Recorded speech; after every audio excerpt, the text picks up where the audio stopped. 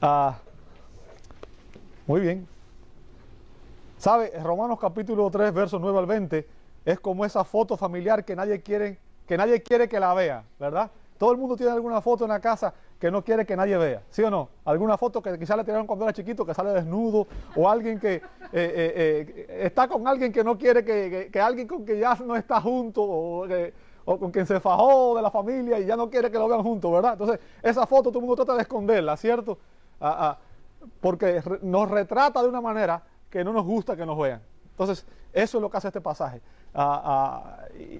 Lo que me llama la atención es que, desgraciadamente, es uno de esos pasajes que muchas veces los predicadores no desean predicar, porque nos presenta tal y como somos, ¿verdad? Entonces, si tienes tu Biblia abierta, Romanos capítulo 3, verso 9, yo te voy a pedir, por favor, que me prestes tu atención. Vamos a ir junto al Señor en oración antes de entrar a analizar esta palabra de Dios. Amado Dios, te damos gracias. Gracias por tus bondades, por tus misericordias. Gracias por el privilegio de poder estar congregados en este lugar para adorar. Gracias porque tú te revelaste en tu palabra, Señor. Y en ella tú nos has dado todo lo necesario para que podamos conocerte y para que podamos tener comunión contigo, Señor. Pedimos que al analizar esta palabra, Señor, tú nos hables a través de ella. Tú nos muestres nuestra condición ante ti, Señor, y tú nos ayudes a evaluar nuestra condición de una manera real y sobre todas las cosas nos ayudes, Señor, a buscar en ti la solución a la necesidad que tenemos en nuestros corazones, Señor. Pido que prepare nuestra mente, nuestro corazón, tu Espíritu, Señor, nos ilumine y que tú nos capacites para entender el mensaje de tu palabra y que ella nos llene, nos transforme para la gloria y honra de tu nombre, Señor. Cámbianos. Ayúdanos a caminar en tu voluntad y a vivir para tu gloria, Señor. Lo pedimos en el nombre de nuestro gran Dios y Salvador Jesucristo, dándole gloria y honra. Amén y amén. El doctor Donald Verhoeven afirma que el hombre se para ante Dios hoy como un niño pequeño que jura y perjura que es inocente, llorando y afirmando que él no fue quien se comió toda la mermelada de la jarra y con un aire de inocencia escandalizada aboga por la justicia de su posición sin percatarse de que tiene su boca y su camisa manchada de mermelada. ¿Sabe? Cuando leía esto me acordaba de algo que me pasó a mí. Hace años cuando era niño, en mi familia alguien trajo unas barras de chocolate, ¿sabe? Como los Hershey de aquí o los Nestlé, ¿sabe? Y no sé por qué razón no me dieron. El asunto fue que las guardaron en algún lugar y me acuerdo que me levanté de madrugada cuando nadie estaba. Busqué hasta que las encontré y me comí todo lo que pude. Al otro día por la mañana, obviamente, cuando fueron a buscar, no recuerdo si me lo comí todo, la verdad. El asunto fue que empezaron a preguntar, ¿quién se lo comió? Y yo no fui. Pero el asunto fue que hice así y tenía toda mi boca manchada de chocolate. ¿Ok? Ahora, el punto más que todo, amado hermano, lo que Pablo está tratando de hacer aquí en estos versos es presentarnos a nosotros como realmente somos. ¿Sabe? El apóstol quiere presentar el Evangelio. Romanos es una presentación del Evangelio, pero antes de llegar a las buenas nuevas, antes de llegar a la gracia de Dios, el apóstol Pablo quiere que usted y yo entendamos realmente lo desesperada de nuestra condición, lo triste, lo irremediable de nuestra condición, ¿verdad? Martillar eso en nuestra mente de tal manera que nos quede súper claro, que nadie pueda decir, yo no sabía, no puede haber excusa. Y Pablo ha estado explicando la condición caída del hombre, lo que hace el pecado en nosotros, desde el capítulo 1, verso 18, todo el capítulo 2 y todo el capítulo 3. Pablo está enfatizando el hecho de que usted y yo somos pecadores, ¿verdad? Y esa es la razón por la cual todos necesitamos salvación. ¿Sabe? El Evangelio es un mensaje de salvación, un mensaje de rescate. ¿Rescate a quién? A aquellos que están perdidos, a aquellos que están muertos espiritualmente, que necesitan vida. ¿Ok? No hay otro mensaje. Y en este pasaje Pablo vuelve a enfatizar otra vez que todos somos pecadores y que estamos bajo el juicio de Dios. Y ya ha venido haciendo eso desde el capítulo 1, 18, yo dije, ¿verdad? Desde el primer capítulo. Ahora, Pablo enfatiza aquí que todos somos pecadores y que estamos bajo el juicio de Dios. Ahora, ¿qué fundamentos tiene el apóstol para hacer esta declaración? Bueno, en estos versos el apóstol fundamenta su acusación y nos va a presentar sus cargos, nos va a presentar su explicación y finalmente nos va a presentar su conclusión mediante la Escritura. O sea, Pablo usa la Escritura para acusarnos, ¿verdad? Y empieza en el verso 9, dice, ¿qué pues? Obviamente, ¿qué pues? Hace una conexión entre lo que venía diciendo antes y lo que va a decir ahora, ¿verdad? Y después hace otra pregunta, ¿somos nosotros mejores que ellos? Después responde, en ninguna manera, pues ya hemos acusado a judíos y a gentiles que todos están bajo pecado. Fíjense, Pablo afirma aquí que él ya ha acusado, ¿ok? Y la palabra que usa ahí para acusar es una traducción de un término griego que significa acusar previamente. Pablo ha venido ya acusando a judíos y a gentiles de que todos estaban bajo pecado, que todos son pecadores y que merecen el justo juicio de Dios. Entonces la interrogante aquí es, ¿a quiénes se refiere el apóstol Pablo cuando él pregunta, ¿somos nosotros mejores que ellos? ¿Quiénes serán ese nosotros? ¿Somos nosotros mejores que ellos? La mayoría de los comentaristas interpretan esto como que Pablo se está refiriendo a los judíos. ¿Ok? Somos nosotros los judíos. Esa es la interpretación que hacen la mayoría de los comentaristas. Pero, si usted aplica la hermenéutica, y usted estudia, y usted se pone, usted se contextualiza, si usted se pusiera en los zapatos de Pablo, usted debe recordar una cosa, y es que cuando Pablo, quien escribió esta carta no fue Saulo de Tarso, el fariseo, el judío. Quien escribió esta carta fue el apóstol Pablo. Así que ya Pablo no se estaba identificando con los judíos porque ya él había acusado a los judíos de que todos estaban bajo pecado también. ¿Se da cuenta? Y recuerden que Pablo entendió que él tenía una nueva ciudadanía que era mucho más importante, que era la ciudadanía celestial. Y Pablo dijo, ¿sabes qué? Por amor a Cristo lo he perdido todo y lo tengo por basura. ¿Ok? Entonces, quien escribió este texto no fue Saulo de Tarso, no fue el fariseo, sino que fue el apóstol Pablo. Y cuando él dice nosotros, se está refiriendo a aquellas personas con las cuales él se identifica. ¿Y con cuál se identifica Pablo? ¿A quiénes les escribió Pablo esta carta? ¿A quiénes? A los cristianos en Roma, que habían creyentes que eran tanto de un trasfondo judío como de un trasfondo gentil. Por tanto, este pasaje está dirigido a esas personas, a los cristianos de Roma, ¿verdad? A los cristianos de Roma. Y coincido en eso, y los únicos dos expositores que vi que llegaron a esa conclusión fueron Hendricks y MacArthur. El resto, y leí como 30 diferentes comentarios, todos tenían una posición diferente, ¿verdad? Ahora, fíjense, a un grupo de personas que están en una posición privilegiada, vamos a decir, o una posición de ventaja con respecto a Dios, ¿ok?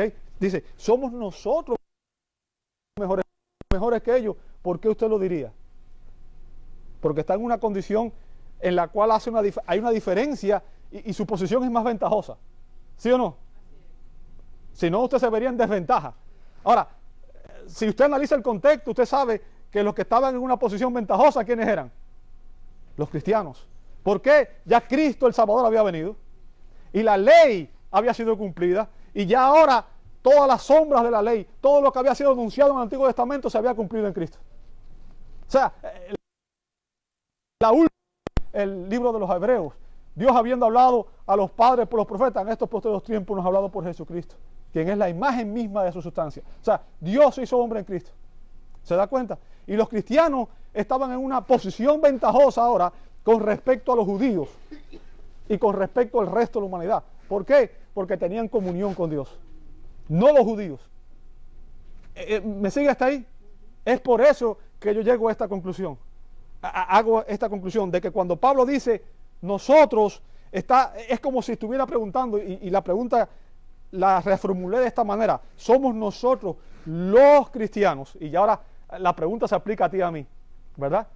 Somos nosotros los cristianos mejores que los incrédulos, sean judíos o gentiles. Esa es la pregunta que Pablo está haciendo ahí. Y ahora la voy a hacer de otra manera: ¿somos tú y yo mejores que las personas que están afuera de la iglesia, que no conocen a Cristo? ¿Te has hecho esa pregunta alguna vez? ¿Te has preguntado alguna vez por qué tú crees el evangelio cuando otros no lo creen, cuando otros lo rechazan? ¿Qué hace que tú creas en el evangelio? ¿Será acaso que tú eres más inteligente? ¿Será acaso que tú eres más justo? ¿O será acaso que tú eres más santo que las personas que están afuera que rechazan el evangelio? ¿Es eso? ¿Somos nosotros mejores que ellos? Esa es la pregunta que el apóstol está haciendo aquí. ¿Ok? Fíjense, lo bueno que tiene el apóstol es que él se pregunta y él mismo se responde, ¿verdad? La pregunta es retórica. Fíjense lo que dice: en ninguna manera. O sea, no piense que usted es mejor que el pecador. Yo no pienso que soy mejor que el pecador que está allá afuera.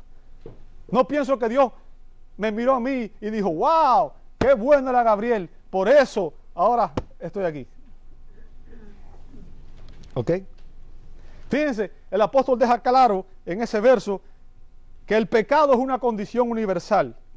Dice Pablo en el verso 9, y que todos están bajo, ¿qué cosa? Bajo pecado. ¿Sabe? El término griego es hupo amartian. ¿Ok? Hupo significa estar debajo. Es una preposición común en el griego y frecuentemente significaba no simplemente estar debajo, en una posición inferior, sino estar totalmente bajo el poder, bajo la potestad, bajo la autoridad, bajo el control de algo o alguien. ¿Me escuchó? O sea, cuando se dice que está bajo, se refiere a que está o el control de alguien. Por ejemplo, esa fue la misma frase que usó un centurión romano que habló con Jesús en Mateo 8:9. En Mateo 8:9 dice: porque también yo soy un hombre bajo autoridad, hupo amauton, ¿ok? Estoy bajo autoridad y tengo bajo mis órdenes soldados, y digo, este va y va. O sea, está hablando de estar bajo la autoridad de alguien. ¿Comprende eso?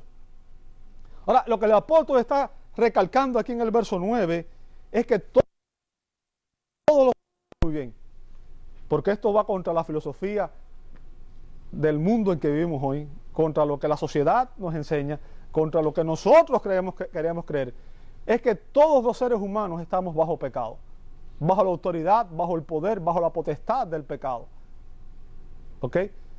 Y lo digo porque lo he venido repitiendo desde que empezamos, pero la respuesta más frecuente que escucho a la gente es: yo soy bueno, yo no soy pecador. Y la Biblia dice claramente que todos somos pecadores, todos estamos bajo el poder, bajo el dominio del pecado, y que estamos incapacitados, escuchen muy bien eso, incapacitados para escapar de esa condición. O sea, estamos en una condición de la cual usted y yo no somos capaces de salirnos por nuestros propios medios. ¿Ok? Fíjense, el hombre puede cambiar su conducta. ¿Qué significa? Si yo hago un esfuerzo de voluntad o usando yo puedo cambiar ciertos hábitos que yo tengo. Pero mi naturaleza pecaminosa, solamente Dios puede cambiarla. ¿Me escuchó? Es por eso que un psicólogo no puede cambiarlo a usted. El único que puede cambiar su corazón realmente es Jesucristo. ¿Ok? El doctor William Hendrickson afirma, y voy a citar sus palabras, la conclusión parecería ser evidente. Lo que el apóstol está preguntando es esto: por naturaleza, o sea, el hombre natural, o de nosotros mismos, ¿somos nosotros los cristianos mejores que otra gente o mejores que los incrédulos? Tenemos derecho a añadir en nuestra explicación por naturaleza, ya que el apóstol no ha explicado en ningún detalle lo que llegamos a hacer por la gracia. Es el hecho que por naturaleza cada uno es, ¿qué cosa? Es algo que surge claramente en la Escritura. Si usted lee Efesios 2, 1 al 3, dice que todos los seres humanos están bajo el poder del maligno cuando nacemos y que somos hijos de ira, o sea que estamos bajo la ira de Dios. Eso es lo que la Escritura enseña. Esa es la condición en que está cada ser humano. ¿Ok? Así que lo que Pablo está remarcando aquí es que los cristianos de Roma hubieran sido de un trasfondo judío o de un trasfondo gentil, no importa el trasfondo que tuvieran, todos habían estado bajo la esclavitud del pecado. Eso es lo que dice Romanos 6:20. ¿Ok? Esclavitud del pecado. Éramos esclavos del pecado. Estábamos bajo el dominio del maligno. Eso es lo que dice Primera de Juan 5:19. Bajo el dominio del maligno. Y bajo la ira de Dios. Eso es lo que dice el Salmo 7:11. Esa es la condición de todo ser humano, según la Escritura. Ahora, después de acusar a todos los hombres, el apóstol comienza a presentar los cargos de su acusación. O sea, usted sabe, si usted acusa a una persona, si usted va hoy y acusa a una persona, cuando usted va al juzgado, usted tiene que llevar ¿qué cosa? Para presentar los cargos, usted tiene que decir, ¿sabes qué? La razón por la cual yo acuso a esta persona es porque hay esta y esta prueba, ¿cierto? Ahora, lo que Pablo va a hacer aquí es darnos sus cargos, la razón por la cual él está acusando a todos los hombres de estar bajo pecado. ¿Ok? Y fíjense cómo comienza la frase, el verso 10, Romanos 3:10, dice, ¿cómo está? ¿Qué cosa? ¿Sabe? Esto es una frase común que implica el hecho de que va a ser una referencia al Antiguo Testamento. ¿De qué? ¿Verdad? Fíjense, si usted ha venido conmigo siguiendo la Escritura, si usted empieza a leer Romanos del capítulo 1, se va a dar cuenta que Pablo en sus argumentos ha utilizado la teología natural. O sea, en Romanos 1:20 Pablo dice que los hombres son inexcusables porque al mirar la naturaleza nos damos cuenta de que hay un creador y eso lleva a todo hombre a tener que entender que ese creador tenemos que dar cuenta a él. ¿Verdad? Teología natural. Si sigue analizando, ve en el capítulo 2, verso 13, Pablo usó la teología práctica y demostró que Dios nos creó y que puso hombre es acusado, defendido por su conciencia cuando hacemos cosas buenas o cosas malas. ¿Sí o no? Cada vez que hacemos algo, usted sabe cuando va a hacer algo mal. ¿Sí o no? Hay algo en nosotros que nos dice, esto que voy a hacer está mal. Pero aún así se lo hacemos. ¿Sí o no? Entonces, ya Pablo ha usado todos esos argumentos, ¿verdad? Ahora él va a usar la teología bíblica y la teología sistemática. Va a usar la propia Escritura como el elemento para basar toda su acusación. Todo lo que los cargos que él tiene contra nosotros, los está basando en el testimonio inspirado, inerrante y autoritativo de la Escritura, la palabra de Dios. La Escritura obviamente del Antiguo Testamento. Recuerden que cuando Pablo estaba enseñando esto, el Nuevo Testamento no estaba escrito. ¿Ok? Y que obviamente el apóstol Pablo y los demás apóstoles usaban las Escrituras del Antiguo Testamento. De hecho, la carta del apóstol Pablo aquí se convirtió en escritura más tarde. ¿Ok?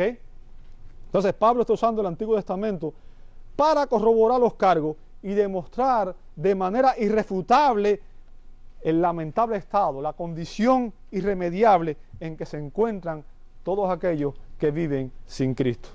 ¿Ok?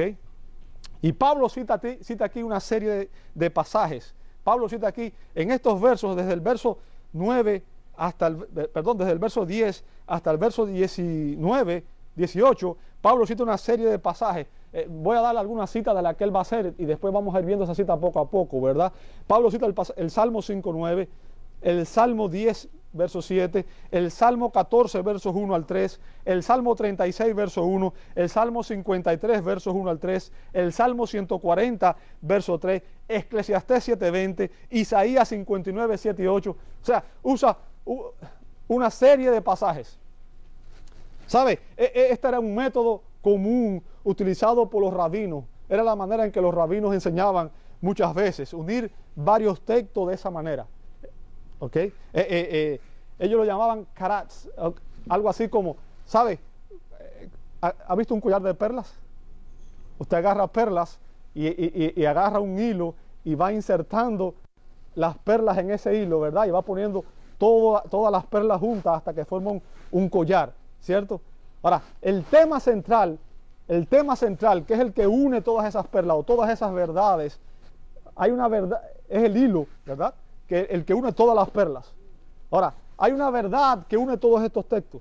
Y lo que Pablo está tratando de enseñarnos aquí en estos textos, que son textos separados en la Escritura, pero detrás de eso hay un solo propósito, y es enseñarnos que el hombre está inhabilitado, incapacitado para hacer cualquier cosa que agrade, satisfaga o traiga el favor de Dios. ¿Me escuchó? Aparte de la gracia de Dios. Eso es lo que Pablo está haciendo aquí. Y bueno, los cargos que el apóstol pone se pueden dividir en 3 categorías. Y ¿sabe qué? Yo no soy muy creativo. Yo debo reconocer eso. Si usted ve mis mensajes, yo nunca soy creativo. Yo no siempre busco lo más básico y lo que está en la Escritura. Y aquí encontré una división muy buena que hizo el doctor MacArthur, ¿verdad? Y divide los 3 cargos.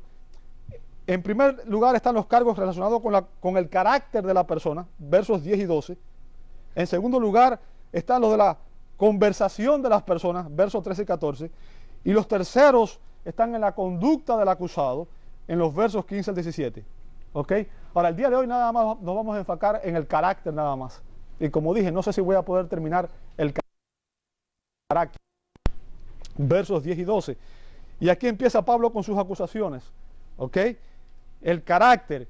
Y empieza a hablar del carácter de toda persona en este mundo. No hay justo, no hay cuánto. ¿Sabe? El apóstol está citando aquí el Salmo 14, versos 1 al 3 y el Salmo 53, versos 1 al 3. Fíjense lo que dice Pablo. No hay justo ni cuánto.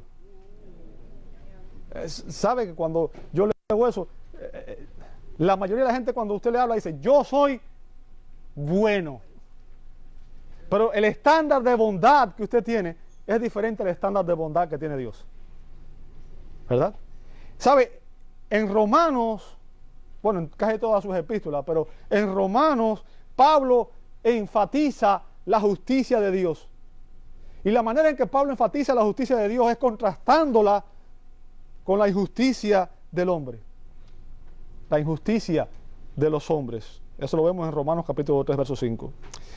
Y lo que Pablo está enfatizando es que como resultado de la caída, como resultado del pecado, todo hombre carece de la justicia original con la cual fuimos creados como portadores de la imagen de Dios. Recuerden que Dios nos creó ¿cómo? A su imagen y semejanza. Cuando Dios nos creó, el hombre no conocía el pecado y el hombre tenía comunión directa con Dios. ¿Ok? Era parte de lo que Dios puso. Pero a consecuencia de la caída, los hombres hemos caído de esa condición.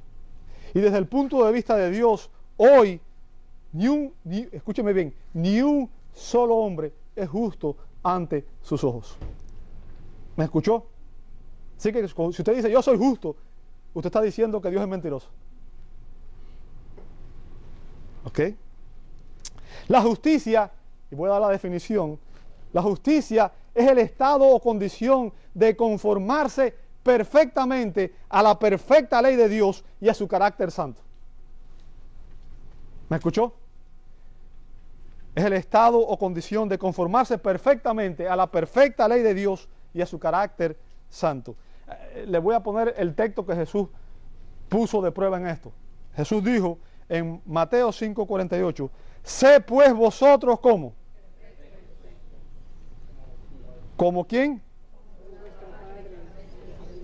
Ahora la pregunta es, ¿cuántos de nosotros somos perfectos? Levanten su mano. Entonces, nadie puede decir, yo soy perfecto y por eso Dios tiene que aceptarme en su reino. ¿Se da cuenta? El estándar de justicia que Dios exige, que tú seas muy bueno, es que seas perfecto. Y con ese estándar, toda la raza humana está, ¿qué cosa? Inhabilitada para cumplirlo. ¿Sí o no? Estás inhabilitado para cumplirlo.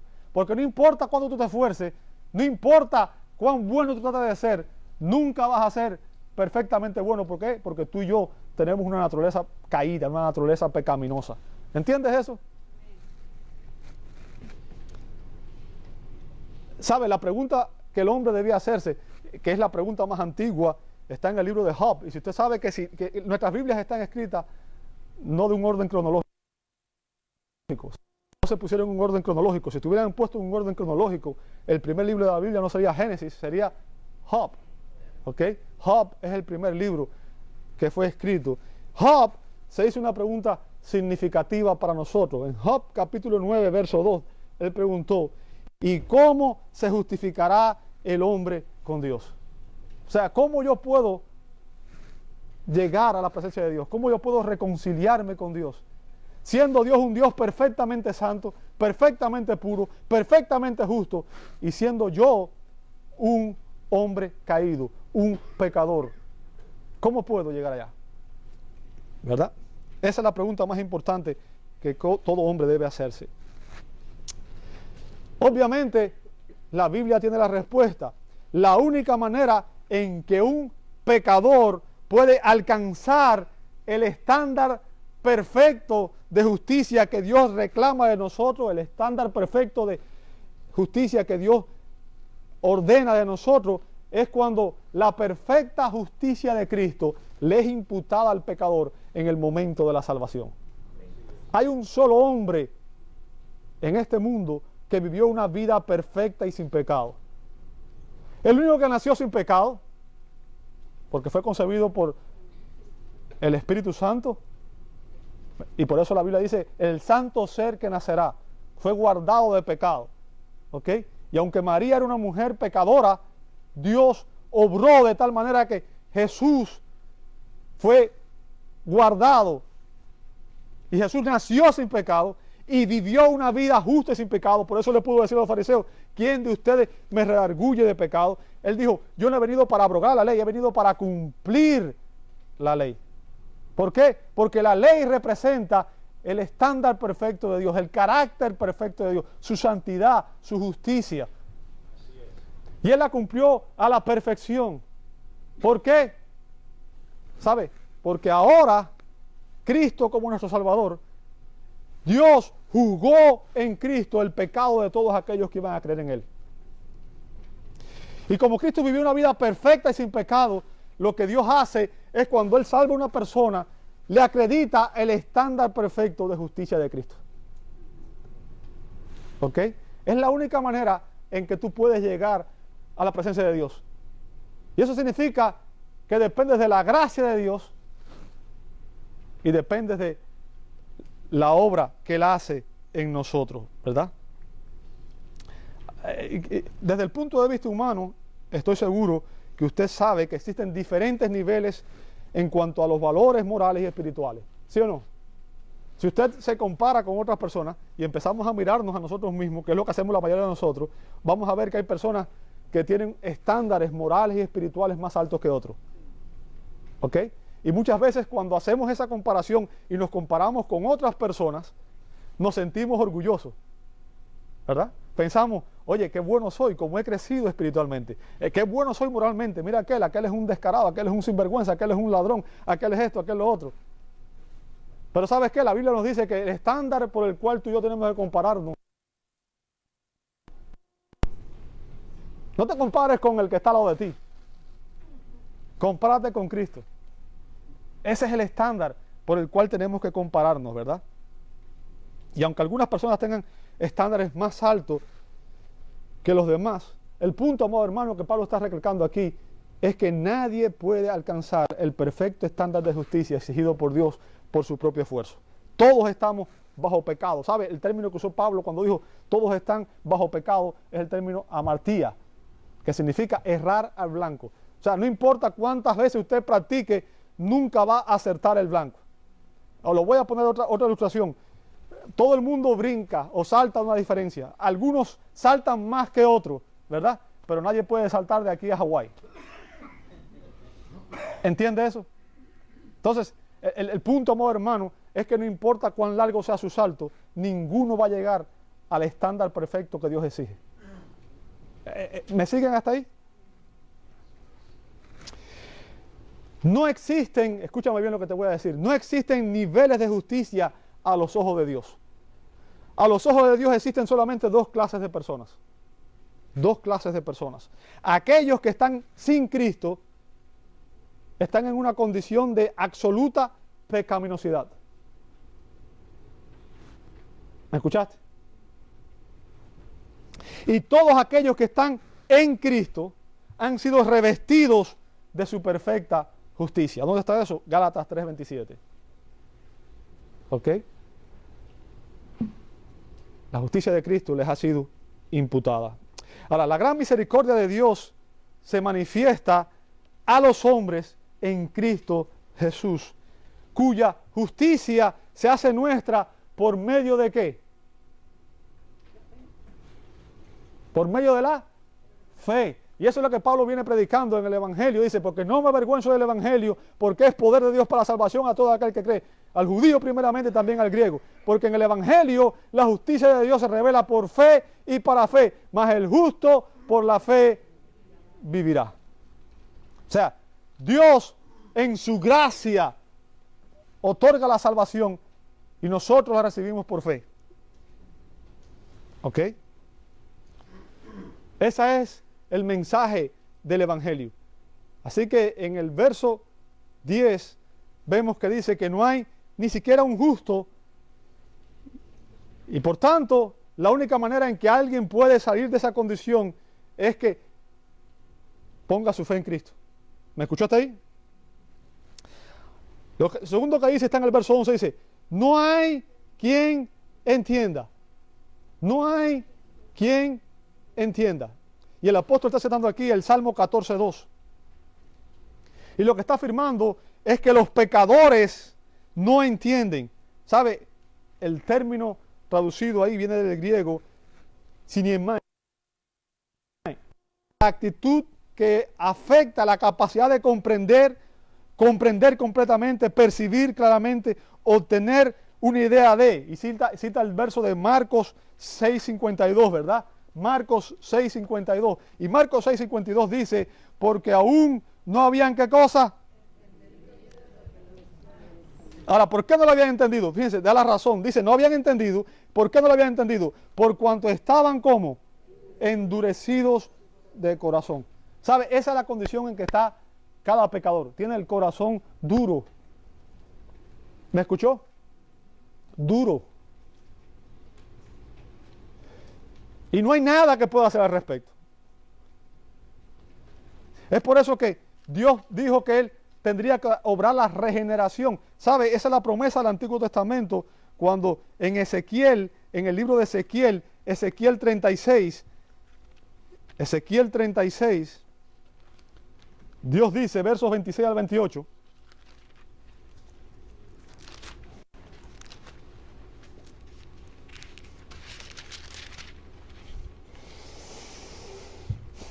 Ezequiel 36, dice el verso 26, os daré, bueno, voy a empezar sobre el verso 25, dice, esparciré sobre vosotros todo agua limpia, y seréis limpiados de todas vuestras inmundicias, y de todos vuestros ídolos os limpiaré.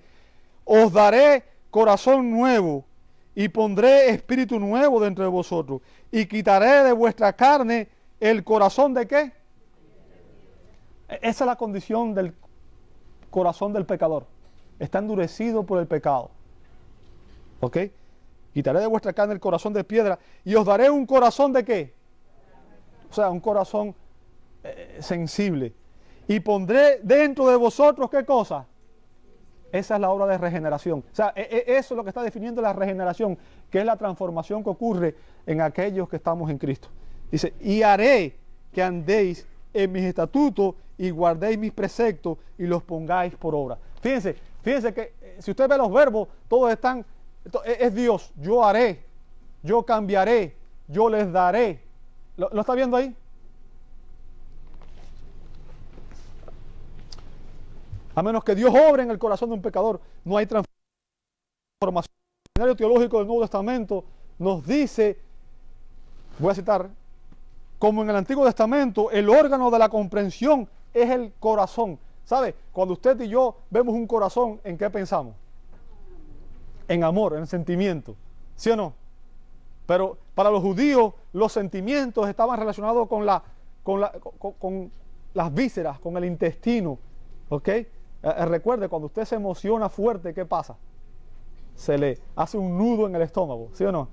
¿Ok? Ahora, para los judíos, el corazón tenía que ver más con el centro de la voluntad del hombre, con el pensamiento del hombre, y no con los sentimientos. ¿Ok? Es por eso que dice que como en el Antiguo Testamento, el órgano de la comprensión es el corazón, y pone dos pasajes para citar eso, Romanos 1:21 y Colosenses 2:2. La comprensión y la conducta son una unidad. ¿Qué cosa? ¿Sabe? Usted siempre vive de acuerdo a lo que usted cree. Podemos decir cualquier cosa, pero al final lo que usted cree determina su conducta. ¿Bien? Estar sin comprensión no es solo una deficiencia parcial que podría superarse, es un oscurecimiento total. Significa que una persona está en tinieblas completamente. ¿Ok? O sea, cuando están endurecidos sus corazones, están en tinieblas. No comprenden, no pueden entender. Y lo que Pablo está enfatizando aquí, amado hermano, es que los pecadores están incapacitados. Escúchame bien. Un pecador está incapacitado para entender y aceptar las verdades espirituales reveladas en la Escritura, a menos que el Espíritu de Dios les traiga convicción. ¿Cómo yo lo sé? Yo sé que ustedes me dicen, no digas nada si no tienes la Biblia. Muy bien, qué bueno. 1 Corintios 2:14, ¿verdad? 1 Corintios 2:14 dice, pero el hombre natural, ¿quién es el hombre natural? El hombre que está caído. Por naturaleza todos nos hacemos caídos, ¿verdad? El hombre natural no percibe, no entiende las cosas que son del Espíritu de Dios, porque para él son ¿qué cosas? Yo no sé cuántas veces a ustedes le ha pasado eso, pero yo he hablado con personas que cuando le hablo de la Biblia me dicen, eso es un disparate, eso es una locura, yo no lo puedo entender. Y yo entiendo por qué no entienden. ¿Ok? Porque para él son locuras y no, fíjense, no las puede entender. ¿Por qué? Porque se han de discernir espiritualmente. ¿Ok? No es que no quieren, es que no pueden. ¿Me escuchó?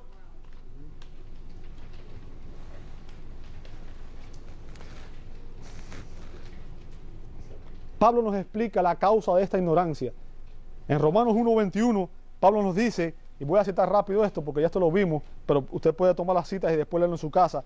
En Romanos 1:21 nos dice que se envanecieron en su razonamiento y que su necio corazón fue entenebrecido. O sea, cada vez se oscurecen más. ¿Ok? En Efesios 4:18 dice que tienen el entendimiento entenebrecido por la dureza de su corazón. El corazón está duro y el término que usa ahí es un término que significa que está como piedra. De donde viene la palabra esclerosis. ¿Ok? Ese es el término que usa. Bien. Y en 2 Corintios 3:4, Pablo da una razón más por la cual a las personas sin la obra sobrenatural del Espíritu Santo no pueden entender el Evangelio. No solo porque sus corazones están entenebrecidos y sus mentes están entenebrecidas, sino también dice el verso de 2 Corintios 4:3 y 4, dice, pero si nuestro Evangelio está aún encubierto, entre los que se pierden está encubierto, en los cuales el Dios, y note que la palabra Dios, ¿cómo está ahí? Con D minúscula. ¿Por qué? Cada vez que se habla de un Dios falso, se usa D minúscula. Nada más se usa D mayúscula cuando se refiere al Dios único y verdadero, al Dios vivo, al Dios de Abraham, Isaac y Jacob, ¿verdad? A los cuales el Dios de este siglo, ¿quién es el Dios de este siglo? el diablo, ¿verdad? Cegó el entendimiento de los incrédulos. Fíjense, ese es su ministerio. Cegó el entendimiento de los incrédulos. ¿Para qué? Para que no les resplandezca la luz del evangelio de la gloria de Cristo, el cual es la imagen de Dios. ¿Qué está diciendo eso? Usted está ciego, pero aparte de eso tiene un enemigo espiritual más poderoso que usted, que está obrando para mantenerlo ciego. Y a menos que venga alguien más poderoso, no podrá salir de esa posición. Es lo que quiero que usted entienda.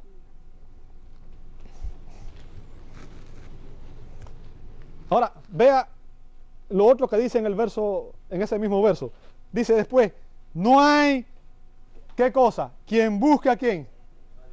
No hay quien busque a Dios. Y Pablo está citando aquí el Salmo 14, 1 al 3, y el Salmo 53 nuevamente, 1 al 3. Ahora, frecuentemente escucho a creyentes diciéndole a un incrédulo, présteme atención por favor, no se distraigan por nada, no se preocupen, los que salgan salieron, olvídense de ellos, présteme atención a mí. Frecuentemente escucho a creyentes diciéndole a incrédulos, busca a Dios, busca a Dios. ¿Sabe? Eso es una burla. Y le voy a decir por qué. La Biblia nos dice en reiteradas ocasiones que los incrédulos no buscan a Dios. ¿Me está escuchando? Los incrédulos buscan las bendiciones de Dios, pero no al Dios de las bendiciones.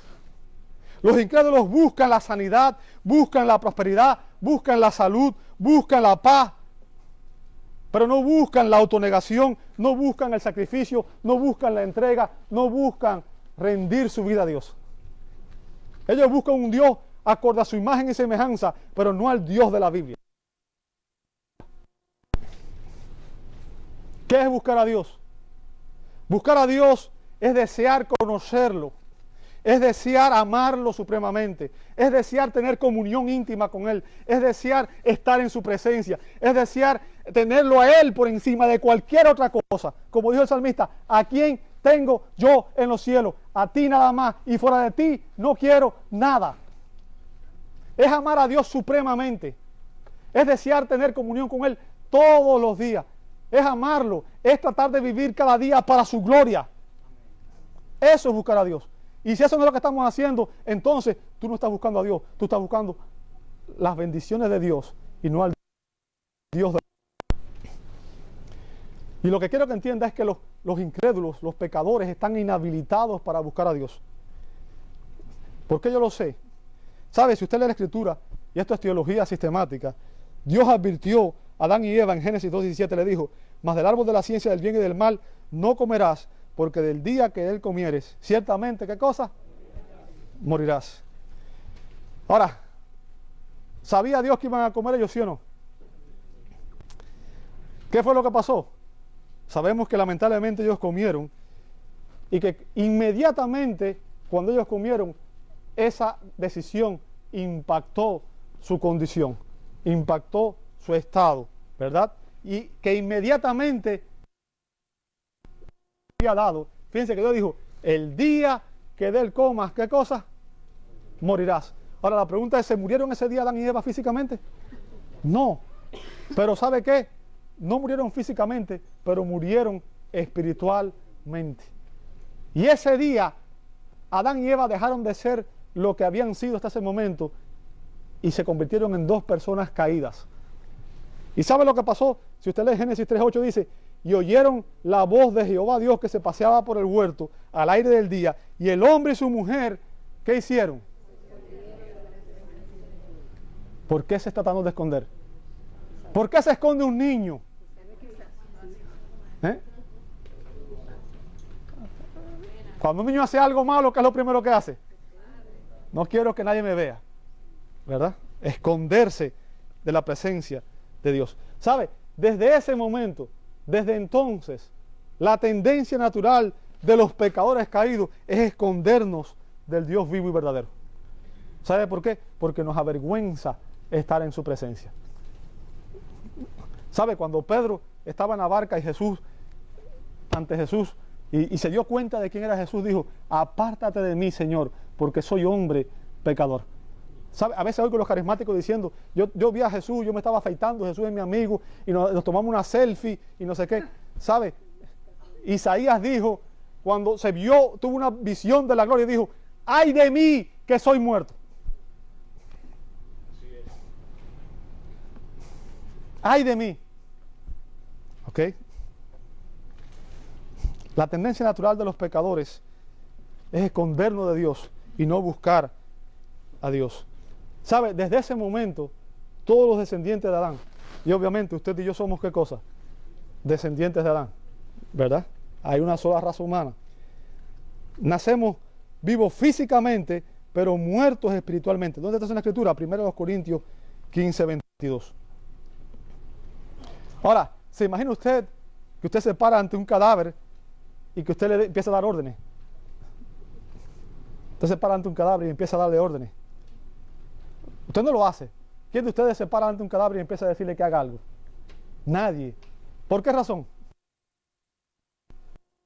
El cadáver está totalmente incapacitado para responder a cualquier estímulo. No importa lo que usted le pueda hacer. Usted puede golpearlo, lo que usted quiera. El cadáver no puede responder a ningún estímulo. Ahora, el punto que quiero hacer con esto es que la Biblia dice que usted y yo y todos los hombres que nacemos en este mundo, nacemos muertos espiritualmente. Y si estamos muertos espiritualmente, ¿qué significa? Que estábamos incapacitados para buscar a Dios.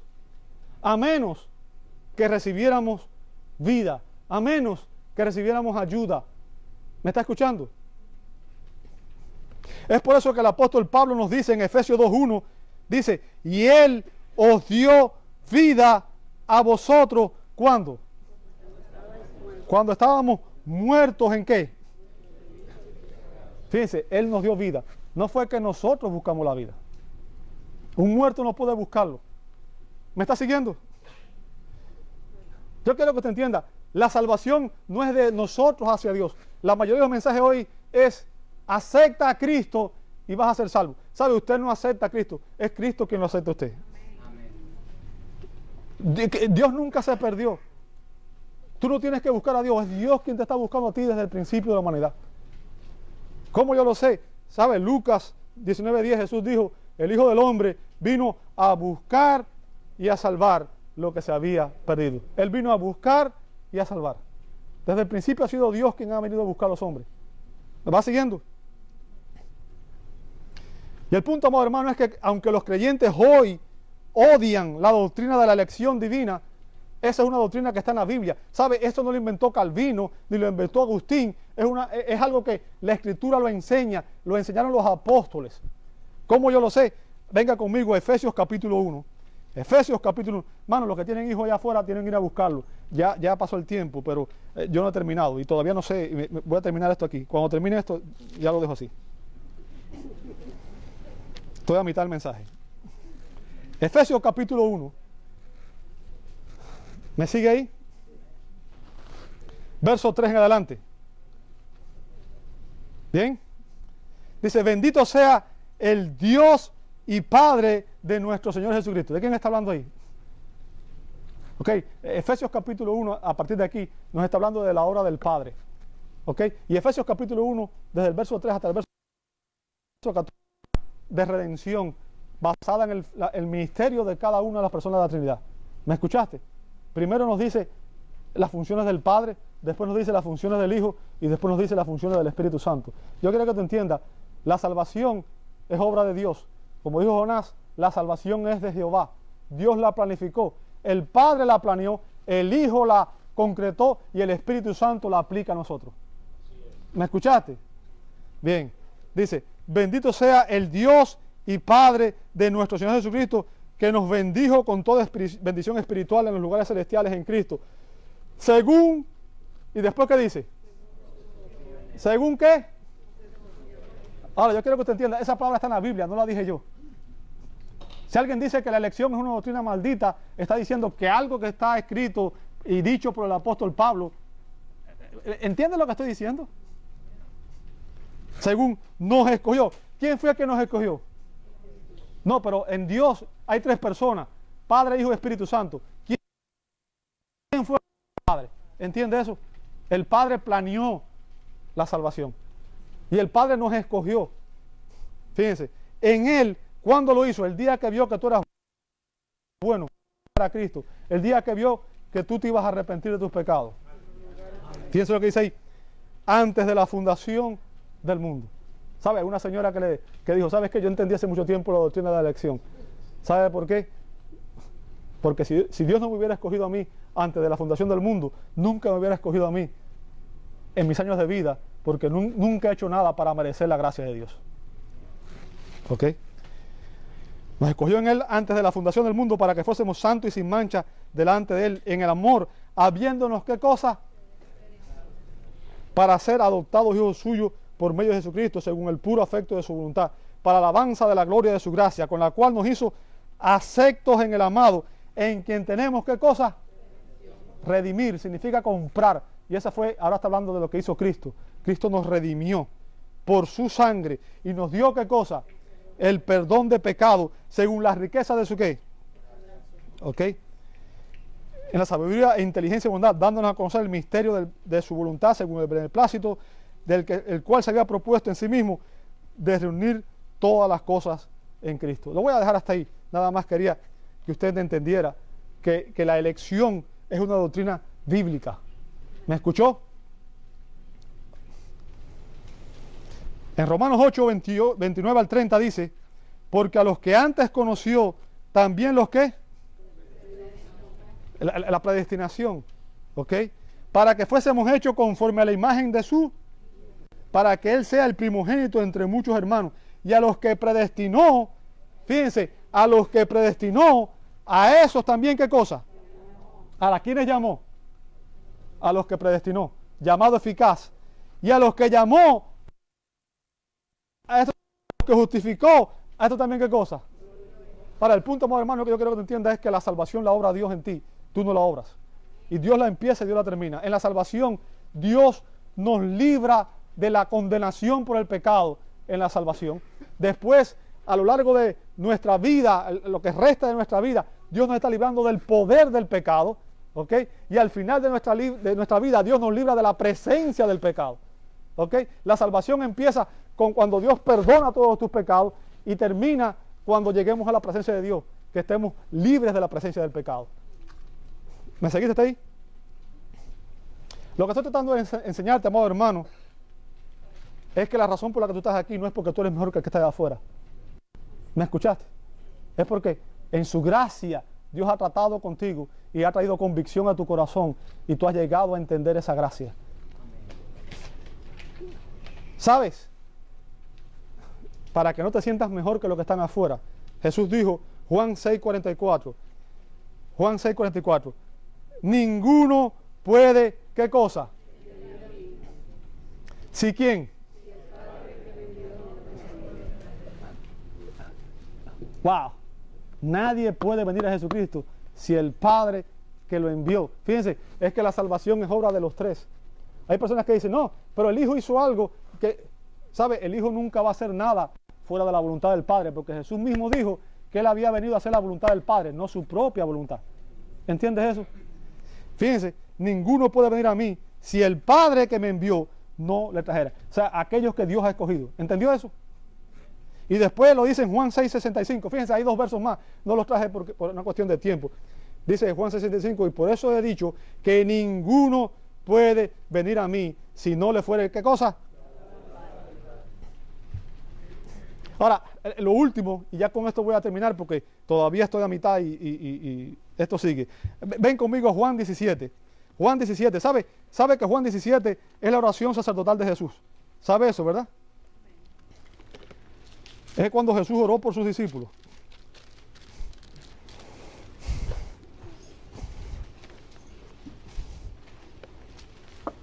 Juan 17, Evangelio de Juan.